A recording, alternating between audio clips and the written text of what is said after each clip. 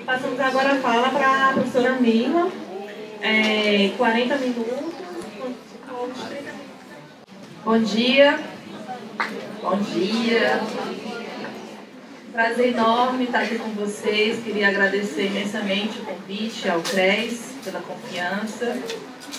Cumprimentar aqui as companheiras queridíssimas da mesa, a Daniela Neves, companheira, vou nem dizer quantos anos, 19, né? Em que eu tive o prazer enorme de compartilhar a militância no movimento estudantil, na UES, fomos de algumas gestões do centro acadêmico. Companheira Rita, com quem eu tive a honra de compartilhar a gestão da ABEPS, na gestão passada, inclusive com a presença marcante da Thaís, a quem eu também queria estender os cumprimentos e dizer que é uma honra poder estar aqui compondo essa mesa de mulheres nada recatadas, nem do lar, né? Bom, como diz a Rita, eu devo ter sido convidada por algum motivo e deve ser por alguma coisa que eu estudo. Então eu tentei pensar um pouco a minha fala, como trazer aqui alguns resultados de estudos e pesquisas para a gente também tentar compreender o serviço social.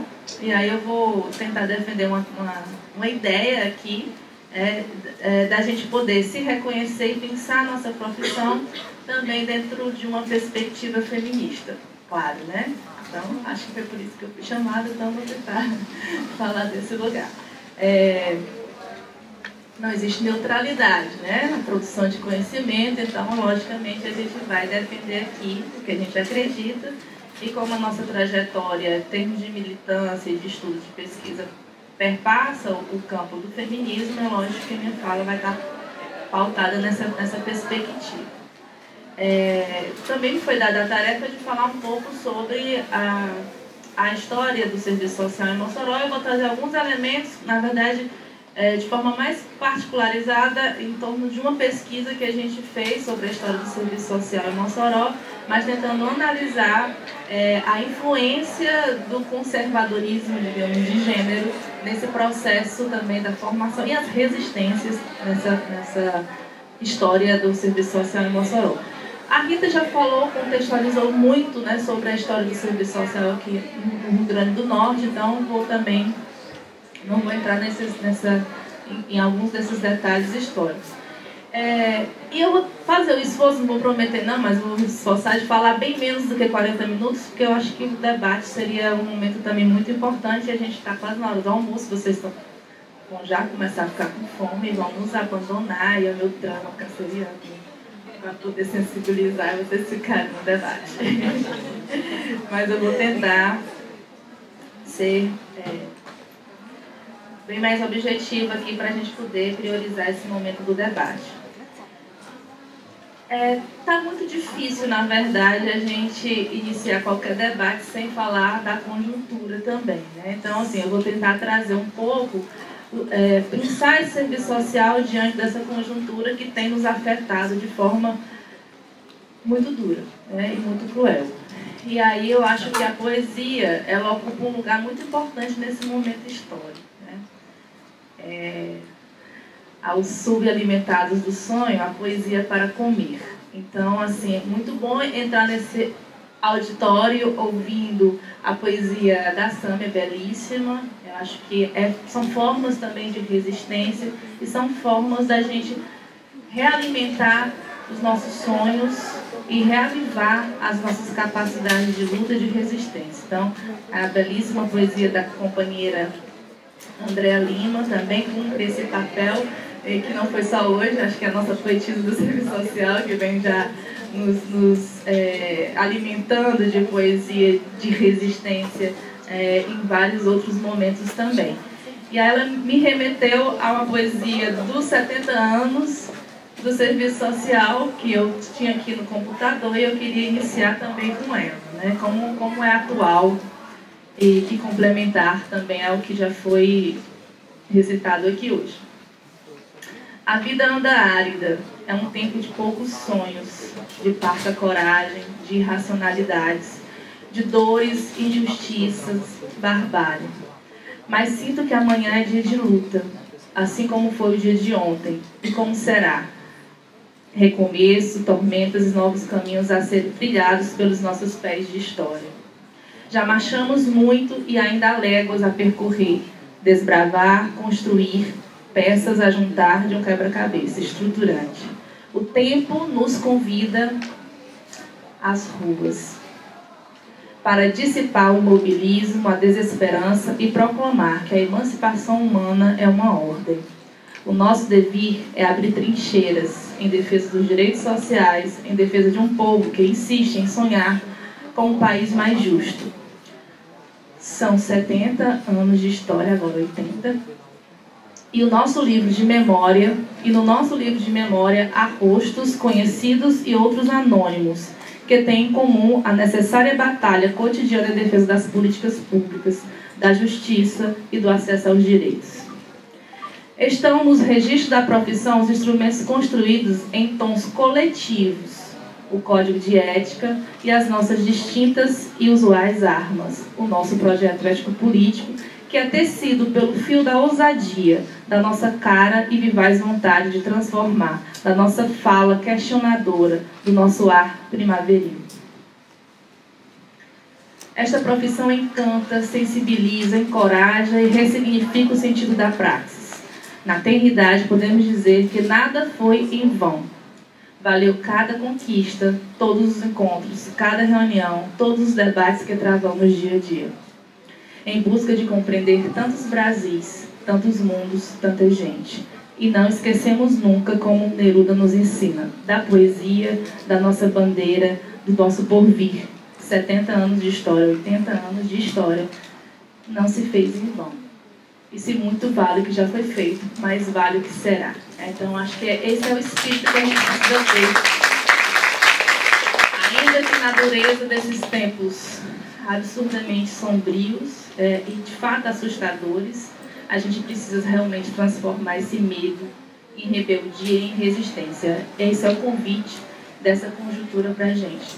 Aliás, é mais do que convite, é um chamamento, né? Assim, é uma intimação a gente se erguer diante dessa conjuntura, e para isso, como a gente falava ontem, nós precisamos cada vez mais nos encontrar, nos reconhecer dentro da perspectiva de construção de resistências coletivas. Bom, mas isso era para eu falar no final, mas vamos voltar para a gente tentar aqui trabalhar dentro de uma linha de raciocínio que a minha tese que eu vou apresentar aqui para vocês vai ser a defesa do feminismo como algo indispensável para o processo de renovação do serviço social. Então, assim, pensar o serviço social ao longo da sua história, a gente já ouviu aqui brilhantemente nas falas tanto da Dani como da Rita, que trouxeram nessa história do serviço social processo de transformação. Então, a gente surge como uma profissão nitidamente voltada para atender aos interesses de classe dominante, para atenuar os conflitos da famosa questão social. E nesse movimento histórico tem aí um elemento que não muitas vezes a gente fala dele, mas como ele vai ser funcional a essa lógica de atender aos interesses dominantes. Deixa eu abrir aqui meu texto.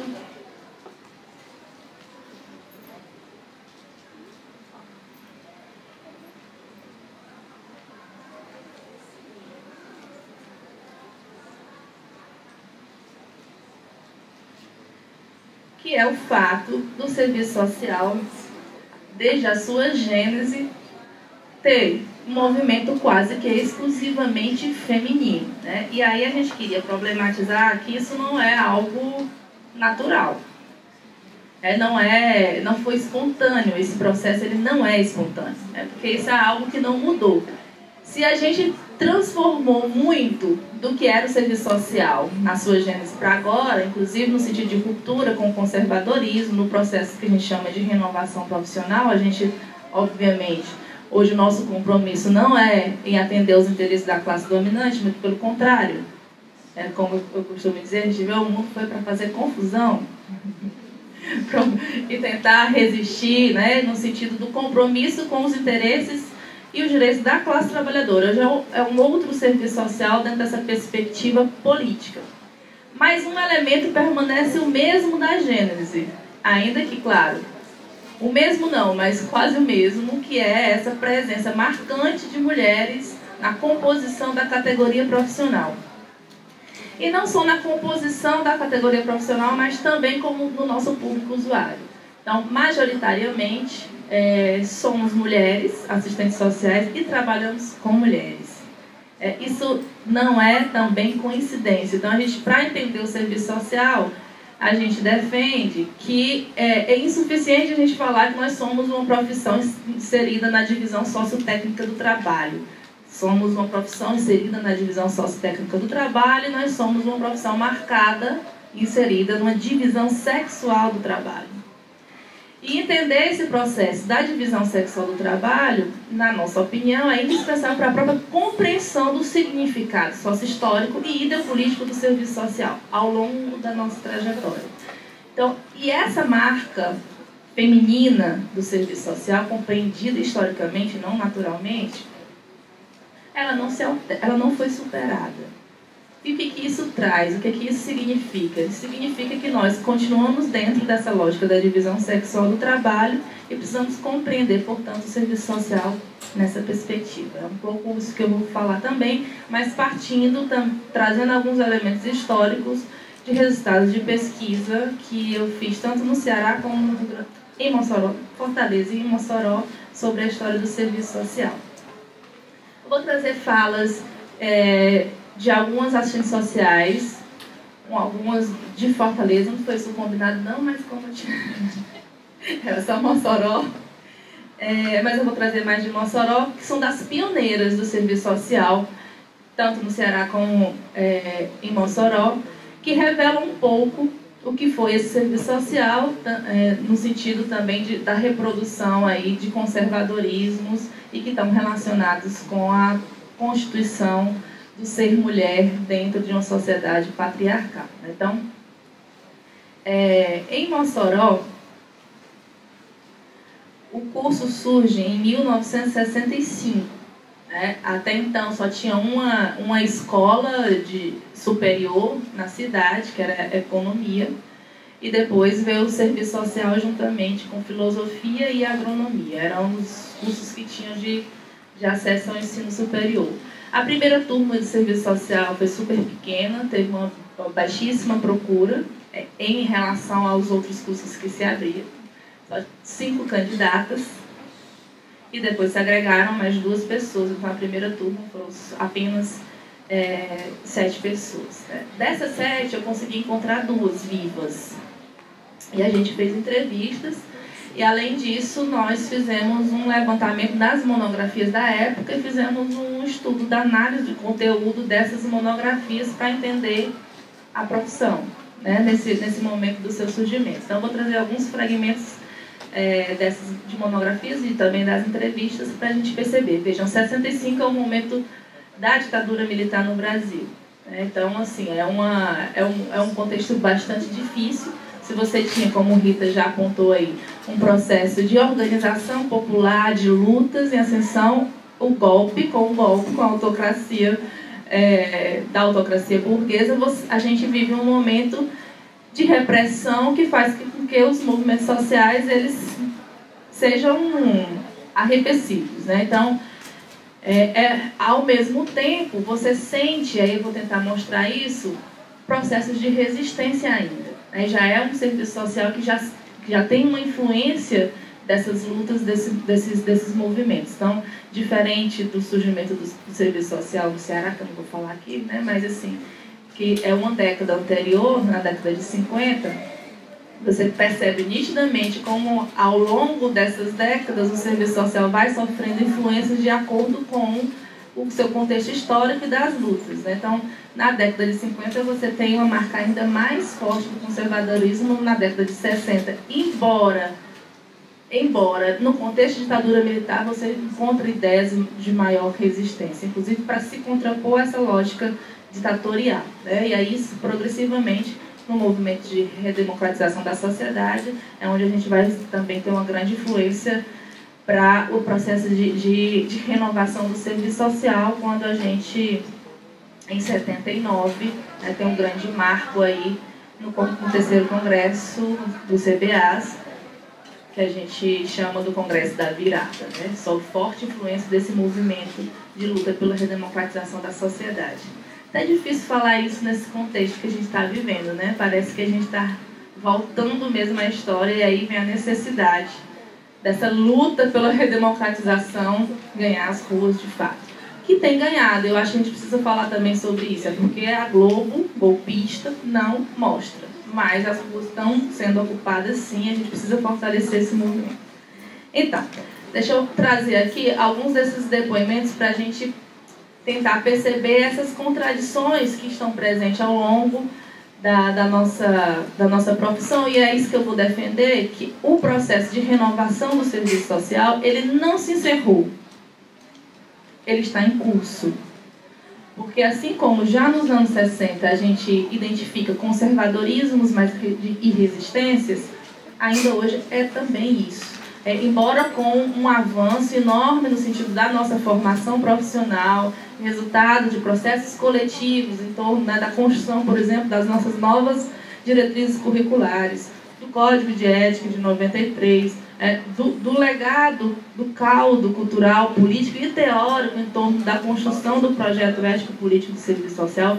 É lógico que tudo isso nos possibilita muito mais saltos e saldos no sentido da resistência e de uma perspectiva teórico-crítica, né?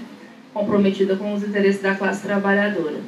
Mas isso não elimina a presença de conservadorismo no interior da profissão, que se dão com diferentes roupagens, né? Mas ainda estão presentes. E é nesse paralelo que a gente vai tentar trabalhar essa história do serviço social entre o ontem e o hoje, como algumas coisas ainda não são desafios. Vou iniciar trazendo um trecho de uma monografia defendida na década de 60 para a gente pensar aqui o que isso tem a ver com a nossa realidade atual.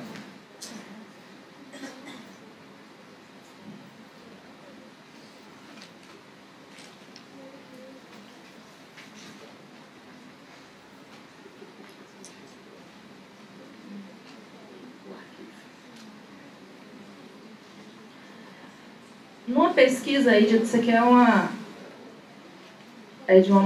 na verdade é de uma entrevista. Numa pesquisa aí de drogados que nós fizemos, com raríssimas exceções, faltou a mãe. O colo da mãe é a primeira escola. As primeiras palavras de incentivo, de acolhimento é no colo da mãe. Isso aqui é uma fala de uma pioneira do serviço social, formada na década de 50. Isso aqui é de uma monografia defendida lá em Fortaleza. E nesse mesmo conteúdo, com essa mesma perspectiva, a gente encontrou vários depoimentos e também trechos de monografias que iam nessa perspectiva. O que eu estou querendo trazer com isso?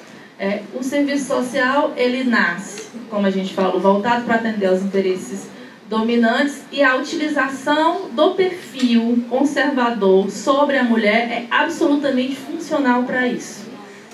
Muitas das características e qualidades, entre aspas, exigidas às candidatas ao curso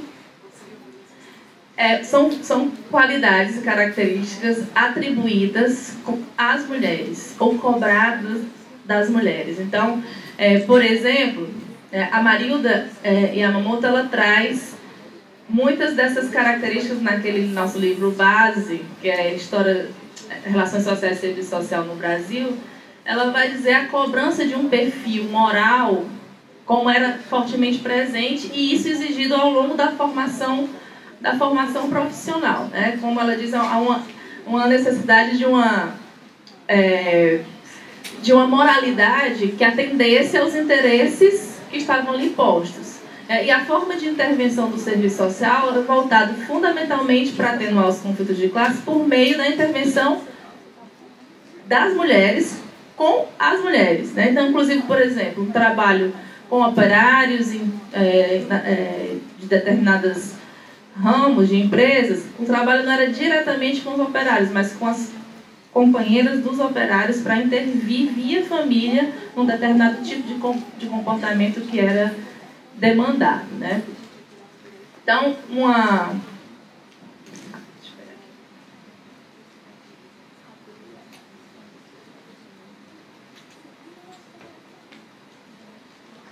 lá em Mossoró, aí eu vou trazer uns depoimentos para a gente perceber como vão se colar, né? Aqui uma entrevistada dessa pioneira do serviço social, que no caso se formou em 68, ela disse: a família, eu acho que ainda é uma das instituições que deve ser muito preservada. É a base forte para tudo, para todos os segmentos da sociedade. A família é tudo. Então, a visão sobre a mulher e sobre a família pesava, e aí a gente precisa problematizar se realmente a gente conjuga isso no passado, pesava, ou em que medida isso ainda pesa no nosso trabalho, né? Como essa intervenção via um determinado modelo de família, alguns valores que são reproduzidos por meio das famílias tradicionais, isso influenciou ou ainda influencia na nossa profissão.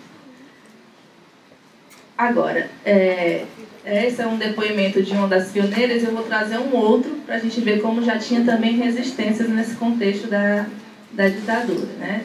Ela diz: eu me lembro, ainda como aluna naquela época, né, na época entre 65 e 68, a gente fazia uma apresentação musical pegando músicas do Chico Buarque para fazer a apresentação, demonstrando a não aceitação da gente à ditadura. Então você tem tanto aí presença de concepções conservadoras, mas também a gente prova com esse depoimento aqui já a presença de resistências, né? Então esse processo de conservadorismos e resistências, ele se dá ao longo da nossa história, claro, com pesos diferenciados, né? Então o processo de entrada no curso de serviço social, assim, o que a gente questionou, o que levou à escolha do curso de serviço social, elas nos respondem: ajudar o próximo. Eu tinha muita vontade, assim, de fazer alguma coisa que eu pudesse ajudar as pessoas mais necessitadas, para que elas também pudessem se ajustar mais à sociedade. O que eu esperava do curso de serviço social foi justamente o resultado que eu tive, de conseguir trabalhar, de poder integrar também na vida profissional de assistente social, de fazer alguma coisa em função do próximo. Esse é um depoimento. Da outra, ela diz: no início eu pensava somente em fazer o bem ao outro. Acho que é pela religião que eu tive, de fraternidade, de solidariedade. Eu pensava em fazer um curso que prestasse auxílio e ajuda ao outro. Aí depois a gente vê como é que vai ser essa ajuda, né? No início era isso. Aí teve aquele auge do AI-5, da ditadura militar. Aí a gente tinha essa ideia de prestar uma ajuda, sobretudo às classes menos favorecidas. Você vê aí, mais uma vez, nesse depoimento, já uma outra... E sempre assim, há que tem já uma vinculação com a dinâmica da vida política, já passa a apresentar um outro perfil, né? Então a gente não tem como pensar o serviço social de forma endógena, mas necessariamente vinculada aí ao próprio movimento da sociedade. Então a gente pensava muito nisso também, no acesso à informação, da cultura. Então assim, é uma nítida preocupação já com os interesses da própria classe trabalhadora, que ela chama aqui de classe menos favorecidas. Então, assim, desde a gênese do serviço social, essa marca, a marca cobrada dentro do que se concebe como feminino, é exigida à profissão, né? Então, não é à toa que essa profissão tenha esse movimento quase exclusivamente feminino. Ele veio a atender aos interesses de atenuação dos conflitos de classe, né? Dessas características femininas, como docilidade, né, a gente destaca. Isso são palavras que a gente encontrou tanto em monografias como também nas pesquisas. O que se esperava das assistentes sociais, né? Docilidade, meiguice, acolhimento, compaixão. Inclusive, no Ceará, por exemplo, para você ingressar, não era feito apenas um vestibular, era também, as candidatas passavam por entrevista. E o objetivo dessa entrevista, abro aspas, era detectar o grau de capacidade de acolhimento ao outro. Então, dentro muito do que a Rita trouxe aqui, o que se esperava do serviço social, das assistentes sociais, tem muito esse conservadorismo em torno do que se compreende ser mulher nessa sociedade e o nosso papel nessa sociedade. Então, o papel da mulher vinculado também ao papel da família, de forma a despolitizar a compreensão do que é a questão social como nosso objeto de intervenção. Então, a Rita relembrou aí, né, das encíclicas papais, a Rerum Novarum e a 40º Ano, que eram encíclicas que eram trabalhadas em sala de aula. Elas eram adotadas no processo de formação profissional. E ambas as encíclicas, elas tratam sobre a compreensão da questão social de forma moralizante. Então, o problema está nos indivíduos, a gente precisa ajustar os indivíduos à sociedade, e são encíclicas nitidamente anticomunistas. Literalmente, está escrito, né, voltado para o combate às ideias socialistas de esquerda, né, comunistas. Esse era o tom, então um peso também de uma influência do catolicismo conservador muito forte e que entra em contradições, especialmente na década de 70, como nessa luta pela redemocratização, a influência também da teologia da libertação, que traz uma outra perspectiva também, e isso passa também a influenciar de forma diferenciada dentro da profissão.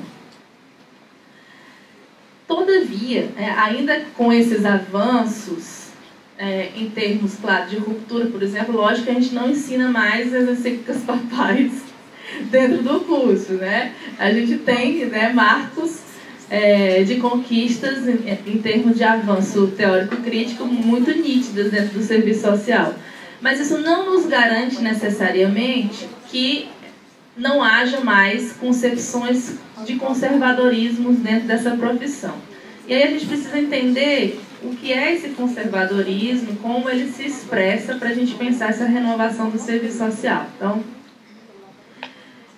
a gente está entendendo aqui o conservadorismo como um tradicionalismo muito voltado para a conservação do status quo, dessa ordem, né, capitalista, que valoriza os elementos do sagrado, do irracional, em detrimento da razão crítica, da própria história compreendida de forma crítica, né? O conservadorismo, ele funciona nitidamente como um processo de contramovimento para um processo de renovação profissional. E a gente entende que esse conservadorismo, ele se expressa muito fortemente ainda no conservadorismo em torno da compreensão do que é ser mulher nessa sociedade e do papel da família. A gente vai problematizar isso, por exemplo, quando a gente percebe a marca do familismo nas políticas públicas. Ou ainda que a gente tenha uma formação profissional crítica, hoje a gente não trabalha a questão social, teoricamente, em sala de aula, como um problema de ordem moral. Todo mundo, pelo menos para sair sabendo o que é a questão social, no sentido da contradição do capital-trabalho, dos antagonismos, das resistências políticas em torno, né, das desigualdades sociais advindas da contradição do capital-trabalho. A gente aprende isso.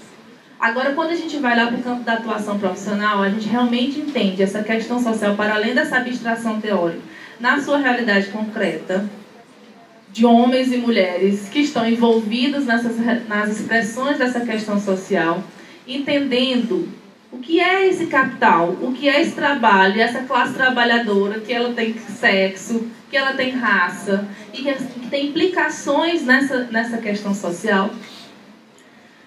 A gente, ao, por exemplo, estarmos num CRAS, e aí lidando diretamente com usuárias do CRAS, que recebem o Bolsa Família, e que para receber o Bolsa Família tem condicionalidades. Essas condicionalidades, como nós tratamos essas condicionalidades com as usuárias? Será que o conservadorismo em torno do que é ser mulher, que era cobrado na agenda da profissão, nitidamente, diretamente, quando se percebia a questão social, como foi proposital a escolha daquele depoimento, usando as palavras da assistente social, na questão dos drogados, usando as palavras dela, faltou o colo da mãe. Então, quando a gente está trabalhando com crianças em situação de rua, a gente pergunta pela mãe delas ou não? Ou quando a gente está trabalhando em hospital, na saúde, e aí vai o pai levar a criança, a gente pergunta, cadê a mãe? Não se assusta, não. Então, assim, estou trazendo alguns exemplos práticos para a gente pensar a realidade do serviço social. E ao longo desse nosso legado histórico, que tem ganhos políticos e teóricos, né?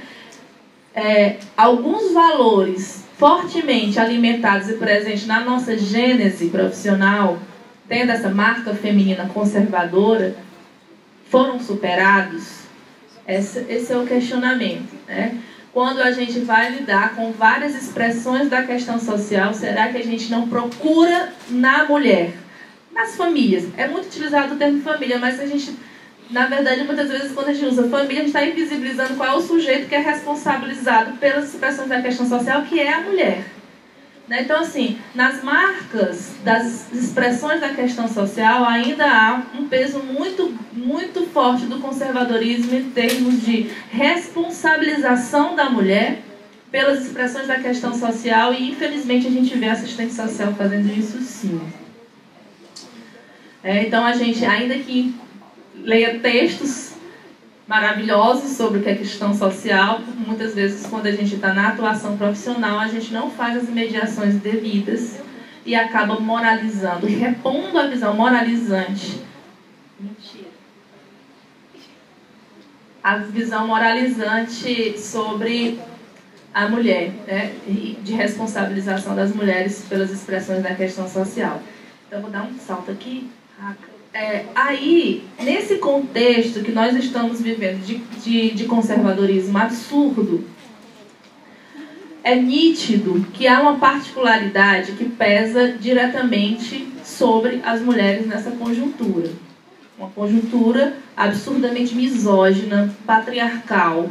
Tanto que todos os projetos de lei mais conservadores atingem diretamente as mulheres e a população LGBT.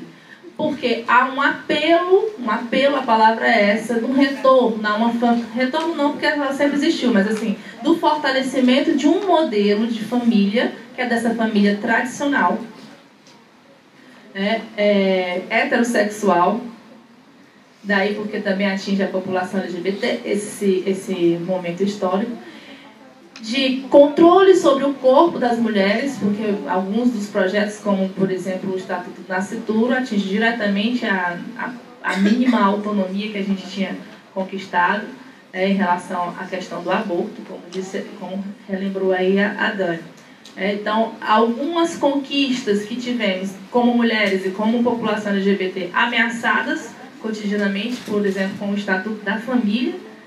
Então, é uma conjuntura absurdamente reacionária e que atinge de forma ainda mais intensa e particular as mulheres, e isso não é à toa. A gente teve aqui numa mesa semana passada e a gente trouxe uma reflexão, que partindo do Mesaros, que ele diz que em momentos de crise, o apelo à responsabilização de um modelo de família ganha um peso muito grande.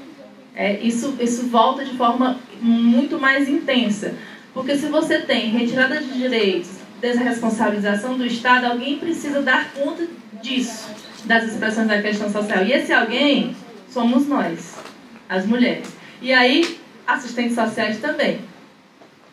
Dentro de uma perspectiva, e aí a gente precisaria situar a nossa profissão e o peso dessa precarização das políticas sociais, que aumentam uma demanda fortemente para as mulheres, de responsabilização, mas nós também, como mulheres, dentro de uma profissão marcada por processos de precarização muito forte, uma profissão que tem uma subalternidade, por ser considerada uma profissão de mulheres dentro dentro da organização da divisão sexual do trabalho, as profissões, atividades consideradas femininas, elas são desvalorizadas, né? Então, como diz a Marilda, se a gente vive numa sociedade que as mulheres são desvalorizadas, lógico que isso reflete nas profissões consideradas femininas.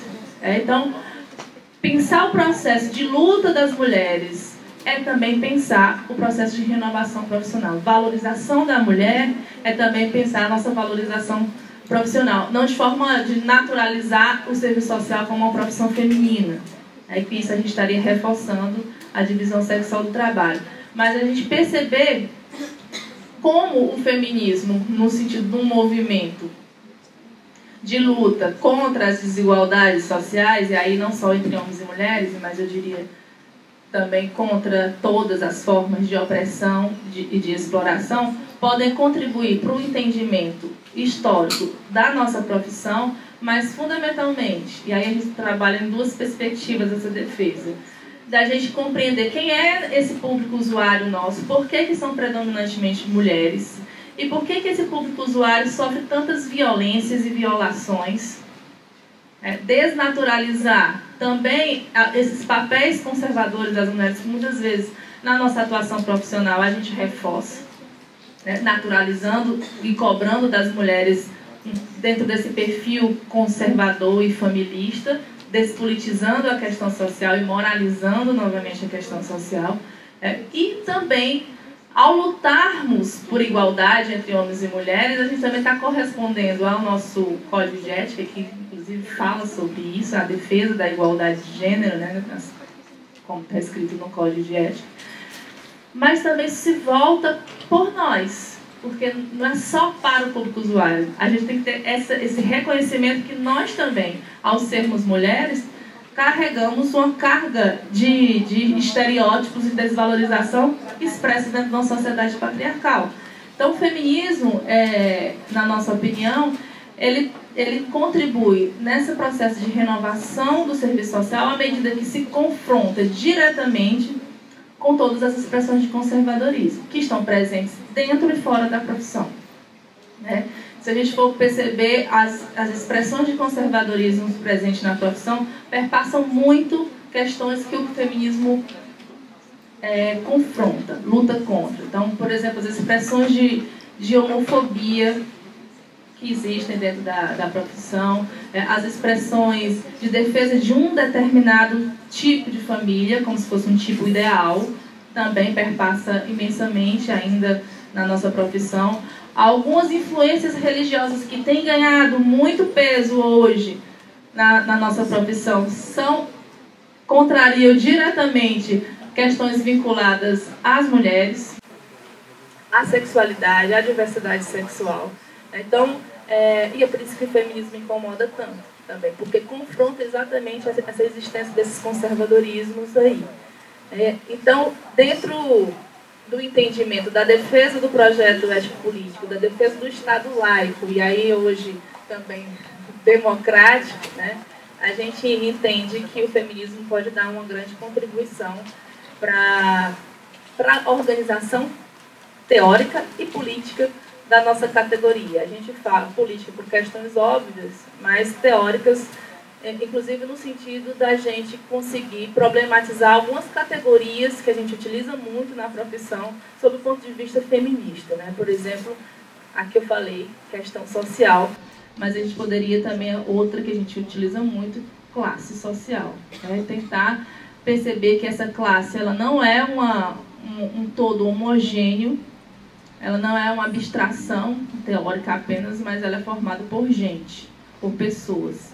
E que a sua composição de sexo e raça estrutura essas classes de forma direta, até inclusive para a compreensão da forma como essa classe trabalhadora ela é diferenciadamente explorada. Acabou, eu não falei nem a metade que eu achava que eu ia falar, mas eu vou finalizar para ver se a gente consegue fazer um pouco de debate. E eu queria finalizar com o Gramsci, para a gente tentar refletir um pouco diante dessa conjuntura que, no caso, eu não consegui falar muito, mas eu espero que no debate a gente consiga. quando ele nos diz o seguinte.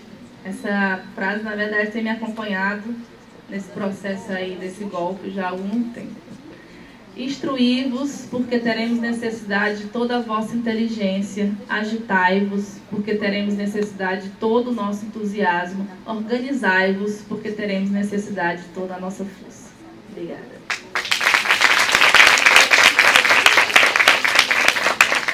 Agradecemos às professoras pelo rico debate.